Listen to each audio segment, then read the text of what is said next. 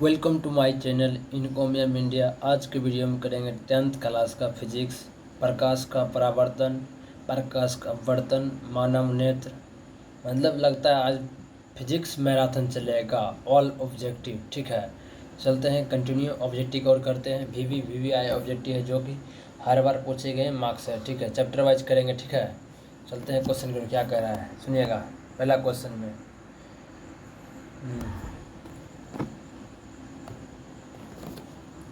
क्या कह रहा है, दर्पण दर्पण के सामने दर्पण के किसी भी दूरी पर स्थित वस्तु का प्रतिबिंब सीधा प्रतीत होता है तो वह दर्पण है। ऑप्शन है केवल समतल, केवल अवतल, केवल उत्तल, या तो समतल अथवा उत्तल। इसका आंसर क्या होगा? डी होगा। ठीक है, चलिए क्वेश्चन नंबर 2 को और देखिए क्या कह रहा है। सीधा प्रकाश की किरणें गमन करती है सीधा रेखा में, टेढ़ी रेखा में, किसी भी दिशा में, इनमें से कोई नहीं। इसका आंसर क्या होगा? सीधी रेखा में। प्रकाश कैसी गति करती है देखते होंगे आप, कोई दीवार है, ठीक है, वो सीधा ही पड़ता होगा। अगर अगर मतलब यह दीवार है तो इस पार में रेखा नहीं पड़ता, मतलब छाया हो जाता है, जबकि प्रकाश नहीं पहुंच पाता है, क्योंकि प्रकाश सीधी रेखा में गमन करता है, इसी कारण छाया हो जाता है। ठीक है, अगर टेढ़ी मेढ़ी भी करता तो कोई बात ही नहीं होता। आपसे किए 2 क्वेश्चन। ठीक है, अगर कोई क्वेश्चन पूछे प्रकाश कैसे गमन करती है, सीधी रेखा में बोलिए हाँ, क्योंकि अगर सीधी रेखा प्रकाश गमन नहीं करता तो परछाई नहीं बनता। अगर देखिए, जैसे मानिए ये वस्तु है, ठीक है, मानिए कोई पदार्थ, ठीक है, इससे प्रकाश पड़ा, इसका इधर परछाई बनता है ना, शैडो बनता है ना, हाँ, काय बनता है, सीधी रेखा में गमन करता तब ना। अगर नहीं करता इस तरफ आता, इधर भी शैडो बना देता, कोई फर्क ही नहीं पड़ता। ठीक है, इसी कारण प्रकाश सीधी रेखा में गमन करता है। इसी कारण रात दिन का होता है सूर्य में। ठीक है, पृथ्वी पर रात दिन का फेरा होता है। जैसे सूर्य का प्रकाश यहाँ से एक ही तरफ नहीं पड़ेगा, पृथ्वी से एक ही तरफ पड़ेगा ना, इधर नहीं पड़ेगा, इधर पड़ेगा, इधर नहीं पड़ेगा, इसी कारण रात दिन भी होता है। ठीक है, चलिए क्वेश्चन 3 देखिएगा क्या कह रहा है। प्रकाश के परावर्तन के कितने नियम है? प्रकाश के परावर्तन के 2 नियम है, जबकि अपवर्तन का भी 2 नियम है। प्रकाश परावर्तन क्या होता है? जब कोई प्रकाश किरण सघन माध्यम से जब कोई प्रकाश किरण किसी वस्तु से टकरा कर उसी माध्यम में लौट जाती है, मानिए प्रकाश किरण, ठीक है, इसी माध्यम लौट गया, लौटने की इस घटना को प्रकाश के परावर्तन कहते हैं। ठीक है, देखिए 2015-2020 में पूछा गया सवाल। ठीक है, चलिए क्वेश्चन नंबर 4 देखिए क्या कह रहा है। प्रकाश के नियम से निर्धारित होता है। ऑप्शन ए आपतन कोण, परावर्तन कोण, अपवर्तन कोण, आपतन कोण, विचलन कोण, इनमें से कोई नहीं। इसका आंसर क्या होगा?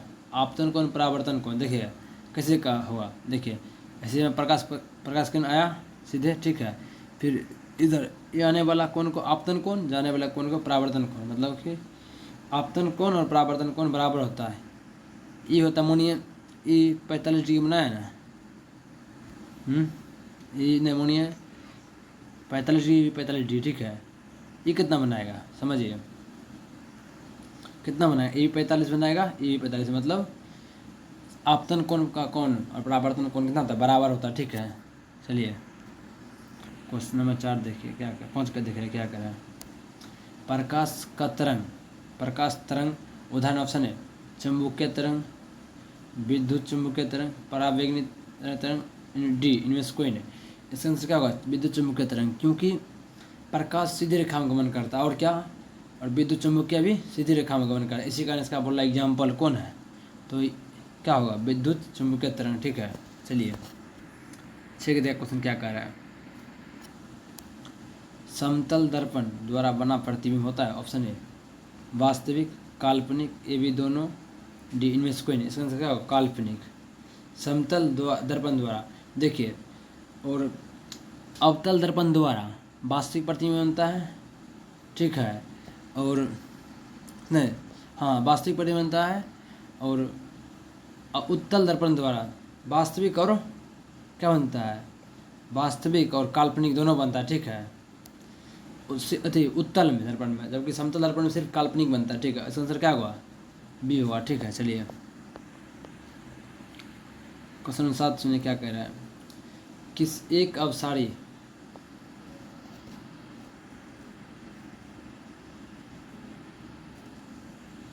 कलर चूज कर लेते हैं यार, चलो ब्लैक लेते हैं, ठीक है।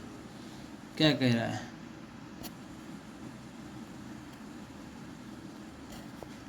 क्या कह रहा है, एक अवसारी किरण पुंज समतल दर्पण पर आपतित होती है, परावर्तित किरण पुंज होगा। ऑप्शन है अवसारी, इसमें क्या होगा, अवसारी, ठीक है। अपसारी, अभिसारी, समांतर, डी, इनमें से कोई नहीं। क्या कह रहा है, एक अवसारी किरण पुंज समतल दर्पण आपतित होती है, जो मतलब बिछाड़ दे, जैसे किरण के बिछाड़ दे वो अपसारी करा दे, ठीक है। जो एग्जॉल्व कर ले वो अपसारी कहलाता है, ठीक है। चलिए 7 क्वेश्चन 8 में देखिए क्या कह रहा है। समतल दर्पण द्वारा बना प्रतिबिंब होता है, ऑप्शन है वास्तविक, काल्पनिक, ये भी दोनों, इनमें से कोई नहीं। इसमें क्या होगा, काल्पनिक बातें भी क्या, ठीक है। चलिए क्वेश्चन नंबर 9 देखिए क्या कह रहा है, पूछा गया, सब क्वेश्चन देख रहे हैं ना। चलिए, किसी समतल दर्पण द्वारा आवर्धन होता है, ऑप्शन है प्लस, माइनस, शून्य, डी, इनमें से कोई नहीं। क्या होता है, प्लस होता है। देखिए इसको कौन कहता है, मतलब इस चिन्ह परिपाटी, चिन्ह परिपाटी में मतलब plus plus, minus plus, minus minus, minus plus, ठीक है। मतलब समझ रहे क्या कर रहा है, नहीं माइनस प्लस, हाँ नहीं प्लस माइनस, ठीक है। इधर मारीचिका, मारीचिका का समतल दर्पण क्या कर रहा है, कौन सा आवर्धन होगा, प्लस होगा सिर्फ, ठीक है। चलिए 9 का 10 देखिए क्या कर रहा है। समतल दर्पण की फोकस दूरी होती है, ऑप्शन अनंत, option B 0, option C 100 centimetre, option D 50 centimetre. इसका क्या होगा, अनंत। देख रहे आप कितना पूछ रहा है क्वेश्चन समतल दर्पण से बार बार, ठीक है। चलिए 10 का देख लिए, 11 का देख क्या कह रहा है क्वेश्चन में। अवतल दर्पण के सामने वस्तु को कहाँ रखा जाए ताकि प्रतिबिंब उल्टा, वास्तविक और समान आकार बने, ऑप्शन ध्रुव पर, ऑप्शन बी अनंत पर, ऑप्शन सी वक्रता केंद्र पर, ऑप्शन डी फोकस पर। इसमें क्या होगा, वक्रता केंद्र पर। क्वेश्चन क्या करा, अवतल दर्पण के सामने वस्तु को कहाँ रखा जाए ताकि प्रतिबिंब उल्टा, वास्तविक और समान आकार का बने, क्या होगा, वक्रता केंद्र पर। इसका ट्रिक होता है, हम ट्रिक लगाएंगे ट्रिक वीडियो में, ठीक है। उसका याद कर लीजिएगा ना, 3-4 नंबर आ जाएगा पक्का ऑब्जेक्टिव, ठीक है।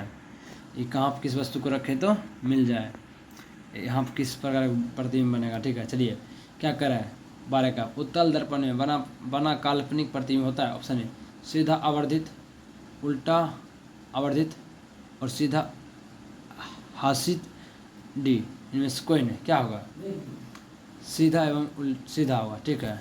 चलिए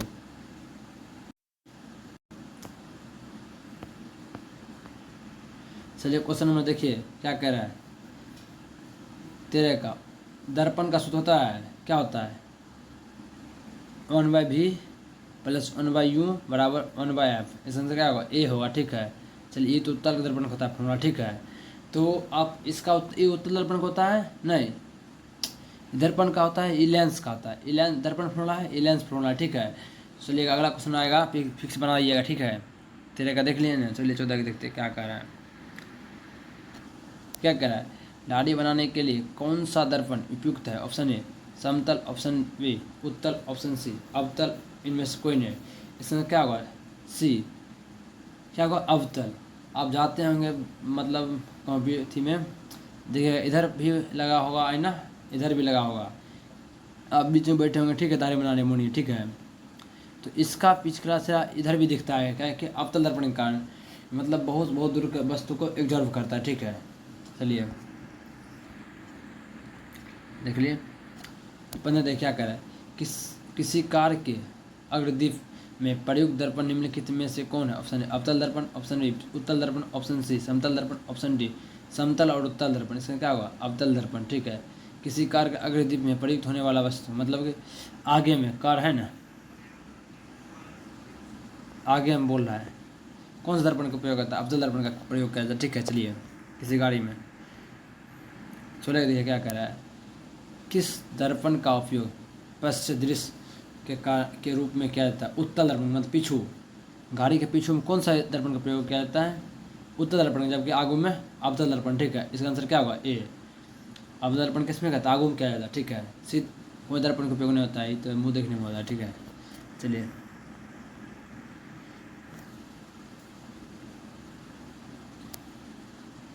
नई कार्तीय परिपाटी के अनुसार दर्पण के सामने रखे गए बिंब की दूरी ली जाती है। ऑप्शन धनात्मक, ऋणात्मक, ये भी दोनों, डी इनमें से कोई नहीं। इसका क्या होगा? ऋणात्मक। ठीक है, चलिए 18 देखिए क्या कह रहा है।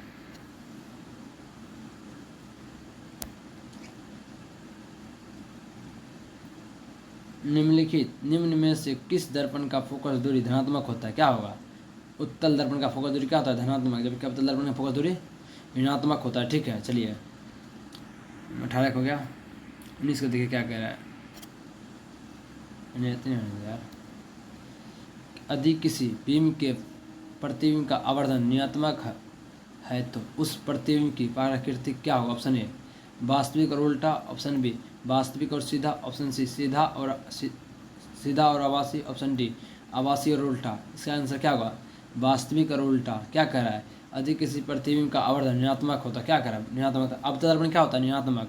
अवतल दर्पण में वास्तविक बनाता है बट उल्टा बनाता है प्रतिबिंब। ठीक है, अवतल दर्पण का काम है।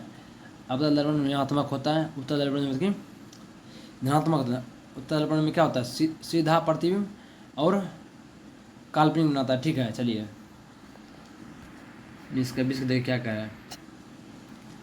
दांत विशेष किस दर्पण का उपयोग मरीजों के दांत को बड़ा प्रतिबिंब दिखाने के लिए करता है? ऑप्शन ए समतल दर्पण, ऑप्शन बी अवतल दर्पण, ऑप्शन सी उत्तल दर्पण, ऑप्शन डी इनमें से कोई नहीं। इसका क्या होगा? अवतल दर्पण। दाढ़ी बनाने में इसका प्रयोग किया जाता है, गाड़ी की हेडलाइट अगला में किया जाता है, और क्या किया जाता है? दांत को मतलब डॉक्टर इसका उपयोग किया जाता है। ठीक है, मरीजों को उपयोग किया जाता है दांत देखने में।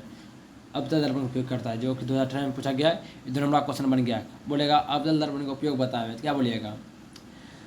ये गाड़ी के अगला हेडलाइट में उपयोग किया जाता है, दाढ़ी बनाने में किया जाता है, और डॉक्टर में मरीजों को ठीक करने में मदद किया जाता है। ठीक है, दांत को देखने में। चलिए क्या कह रहा है क्वेश्चन में, किस जगह क्या कह रहा है? एक प्रयोग में अवतल दर्पण द्वारा किसी बीम का प्रतिबिंब एक पर्दे पर प्राप्त किया जाता है। दर्पण की फोकस दूरी को निर्धारित करने के लिए प्रयोगकर्ता को मापने की जरूरत है। ऑप्शन ए दर्पण तथा पर्दा के बीच की दूरी, ऑप्शन बी दर्पण तथा बिंब के बीच की दूरी, ये भी दोनों। क्या होगा? ये भी दोनों, सी होगा आंसर। क्या कह रहा है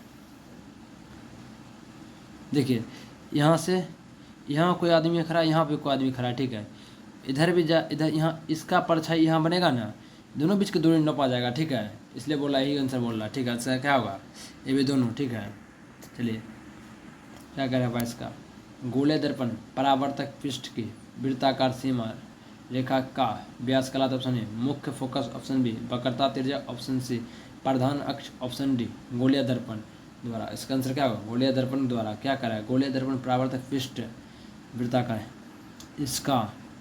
ठीक है, ये आंसर बोला है, गोलीय दर्पण का द्वारा है। ठीक है, डिफिनेशन है 2 नंबर। ठीक है, चलिए 23 का क्या करा क्वेश्चन में? निम्नलिखित में से कौन उत्तल दर्पण की फोकस दूरी है जिसकी वक्रता त्रिज्या 32 सेंटीमीटर है? देखिए F बराबर R/2, वक्रता त्रिज्या कितना है? 32 और 2 कितना हो जाएगा? 16 सेंटीमीटर।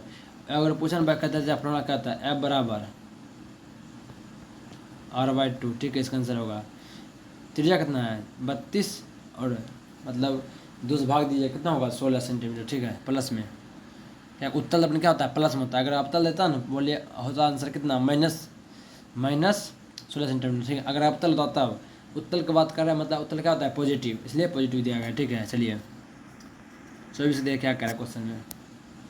हजामत के लिए किस दर्पण का उपयोग करता है? ऑप्शन अवतल दर्पण। देखिए चौथा उपयोग बता चुके हैं अवतल दर्पण का। ठीक है, हजामतों में अवतल दर्पण का प्रयोग किया जाता है। ठीक है, चलिए 25 को देखिए क्या कह रहा है। लास्ट क्वेश्चन शायद हो सकता है। काल्पनिक प्रतिबिंब होता है, ऑप्शन सीधा उल्टा, ये भी दोनों इनमें से कोई नहीं। इसका क्या हुआ? सीधा। ठीक है, काल्पनिक प्रतिबिंब क्या होता है? सीधा होता है। ठीक है, उत्तल दर्पण बनता है, जबकि अवतल दर्पण में नहीं बनता है सीधा, ठीक है, वास्तविक बनता है। कितना क्वेश्चन देख लेते एकदम।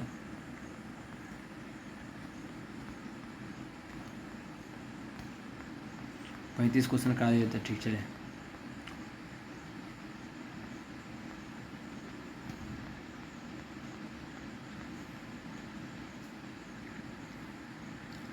ठीक है, चलिए 26 देखिए, गोलीय दर्पण के फोकस अंतर एवं वक्रता त्रिज्या के बीच संबंध है F बराबर R/2, ठीक है। तो R बराबर कितना होगा 2F, बताइए नहीं, कहते अभी कुछ देर पहले। ऑप्शन क्या आंसर होगा ए, ठीक है। चलिए क्या कह रहे हैं क्वेश्चन में, किसी बीम का अवतल दर्पण द्वारा बना प्रतिबिंब आभासी सीधा तब बड़ा पाया गया वस्तु की स्थिति कहाँ होनी चाहिए। ऑप्शन ए मुख्य फोकस तथा वक्रता केंद्र के बीच, ऑप्शन बी वक्रता केंद्र, ऑप्शन सी वक्रता केंद्र से परे, ऑप्शन डी दर्पण के ध्रुव तथा मुख्य फोकस पर। इसका आंसर क्या होगा, दर्पण के ध्रुव तथा मुख्य फोकस के बीच, ठीक है। 27 का आंसर होगा, ठीक है। 28 दिया, क्या करो क्वेश्चन में,